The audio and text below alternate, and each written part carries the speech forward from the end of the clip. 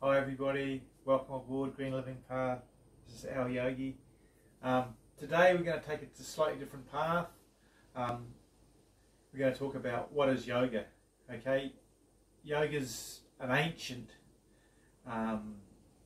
practice, and it's a very direct way to expanding your consciousness to oneness. So yeah, yoga means union or oneness, realizing that your body and everything is part of everything. Okay. Now with yoga, you've got obviously asanas, which the West loves doing.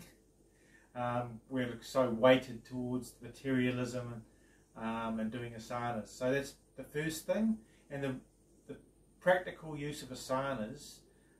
They obviously keep your body flexible and strong and healthy, but you've got nadis, which are tubes that take in prana, which intersect all your chakras, and there's about roughly 72,000.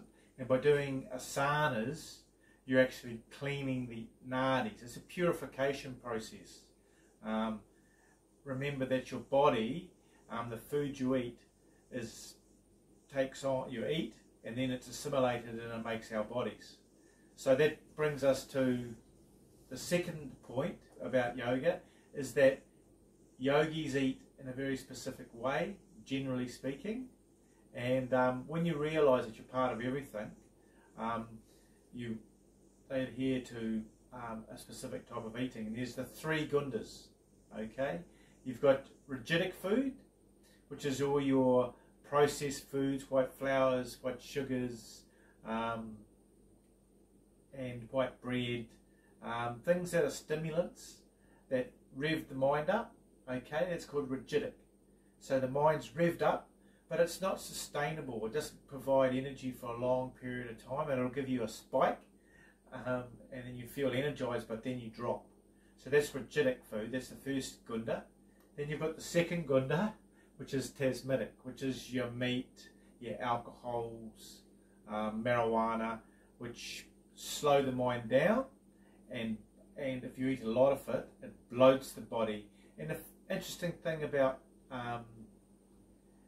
tasmidic food in the three gundas is that it lowers the vibration of the mind, so and it slows you down. So your thoughts become it slows it down.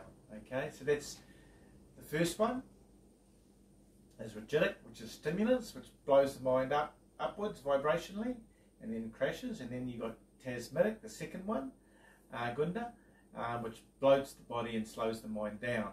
So what's happening is that rigidic food revs the mind up, and tasmidic food slows the mind down. So in Western society, or just generally, you get this up and down effect of the mind, and as a byproduct, one of the byproducts is people may get depression or bipolar, which is, this eating has a huge bearing on your mind state.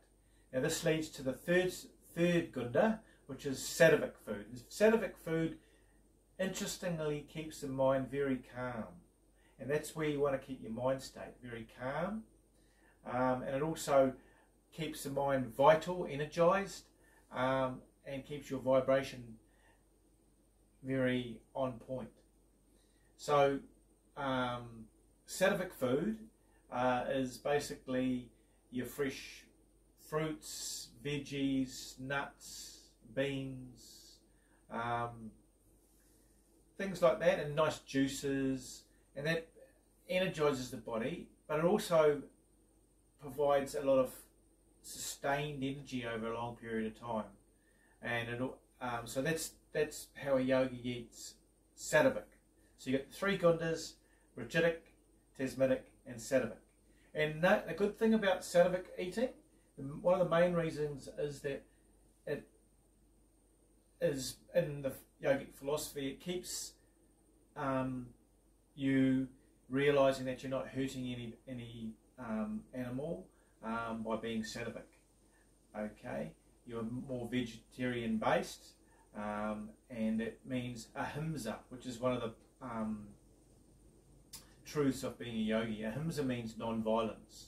So that's what yogis practice, non-violence, and so that's important.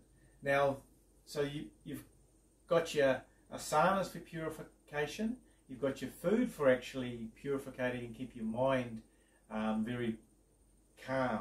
Now the third thing a yogi does, which I practice at least an hour and a half a day, maybe probably more, is meditation.